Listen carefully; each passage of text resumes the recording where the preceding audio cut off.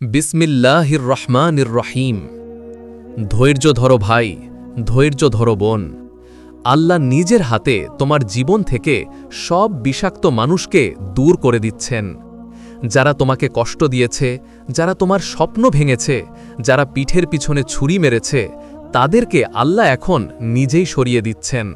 আর তুমি শুধু চুপচাপ দেখছ। একটু পিছনে ফিরে তাকাও। যাদের জন্য তুমি রাত জেগে কেঁদেছ, দোয়া করেছ, যাদের ছাড়া তুমি বাঁচবা না মনে করেছিলে, আজ তারাই তোমার জিন্দিগি থেকে হারিয়ে গেছে। আর তুমি বেঁচে আছো, এমনকি আরও ভালো হয়ে উঠেছ। এটাই আল্লাহর প্ল্যান। একটা ছেলে ছিল, নাম রাখি আমর। ঢাকা শহরে ছোট্ট একটা ব্যবসা শুরু করেছিল। 4 জন বন্ধু ছিল তার।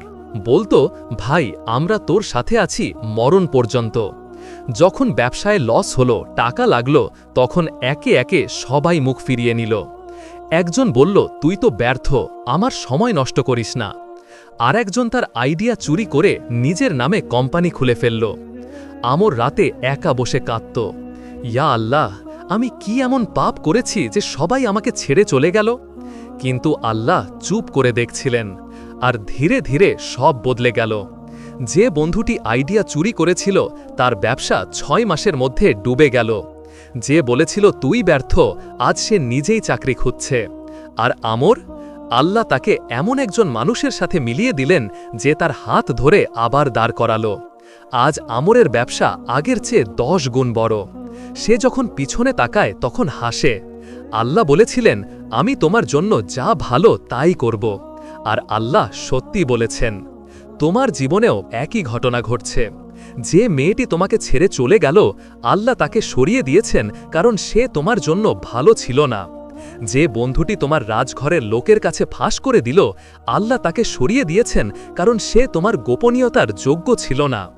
যে চাকরিটা তুমি হারিয়েছ, আল্লাহ সেটা কেড়ে নিয়েছেন, কারণ তার চেয়ে অনেক ভালো কিছু তোমার জন্য রেখেছেন। আল্লাহ বলেছেন, হয়তো তোমরা কোনো জিনিস অপছন্দ করো, অথচ তা তোমাদের জন্য কল্যাণকর। আর হয়তো তোমরা কোনো জিনিস পছন্দ করো, অথচ তা তোমাদের জন্য অকল্যাণকর। আল্লাহ জানেন, তোমরা জান না। সূরা বাকারা 2:1-6। তাই আজ থেকে একটা কথা মনে রেখো, যখন কেউ তোমার জীবন থেকে চলে যায়, তুমি কষ্ট পেও না, বরং বলো, আলহামদুলিল্লাহ, আল্লাহ তুমি আরও ভালো কিছু দাও। যখন কেউ তোমার সাথে বিশ্বাসঘাতকতা করে, তুমি রাগ করো না, চুপচাপ হাসো, কারণ আল্লাহ দেখছেন।